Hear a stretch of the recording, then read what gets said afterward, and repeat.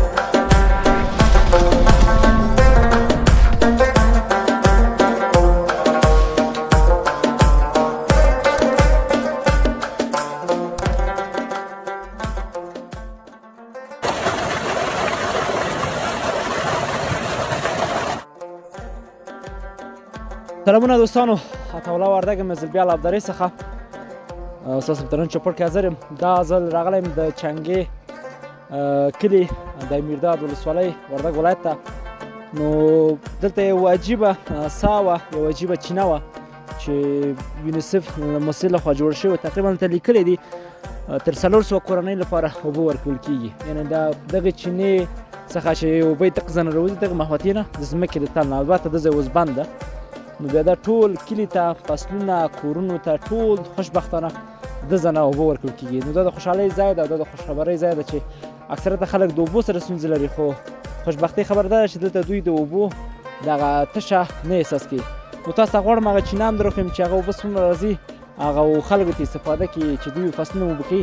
تاسو به ډېر یو تعجب کې هم شئ. نو ورکته به شو. دا یوه کش ده، که چېرته دا بند کړم هلته اوبه کمیږي. نو تاسو ګورئ، که چېرته یې پرېږدم اوبه یې ډېرېږي. نو دغه چینه ده چې ټول دغه جلګۍ کلي ته، البته فصلونو لپاره، کورونو لپاره، ټول لپاره اوبه ورکول کېږي. زه به ورکته شم.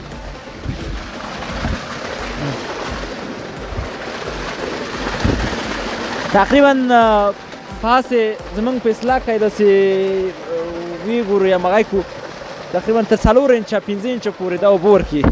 نو دې څخه خلک اوبه کوي، دا کور ټول فصلونه اوبه کوي. تاسو ویډیوګانې ګورم سره، خو دا د یونیسف مؤسسې، البته د دې چنګې د کلي د ځینو خلکو لخوا دا مؤسسه تشویق شوې، دلته راغلی ده او دا د څښاک اوبه د ولس لپاره زمینه برابره کړې ده.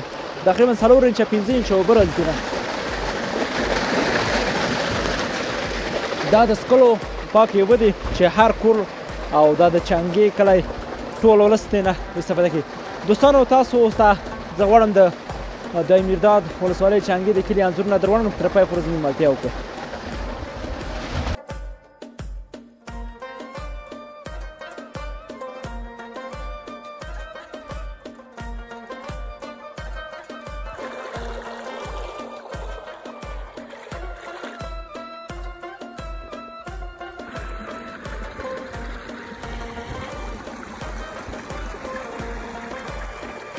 دوستانو، مونږ د چنګې کلي د زیړ کمر په سر ولاړ یو. لکه څنګه چې ګورئ دا د دایمیرداد یا جلګې هغه ټول کلي دي چې دغه ځای نه معلومیږي، حتی تر کاریز او تر هغه سره پورې ګولي پورې معلومیږي. دغه ټولې منطقې دي مربوط د چنګې کېږي، چې ډېر یو ښایسته ډېر یو خوندور منظره لري.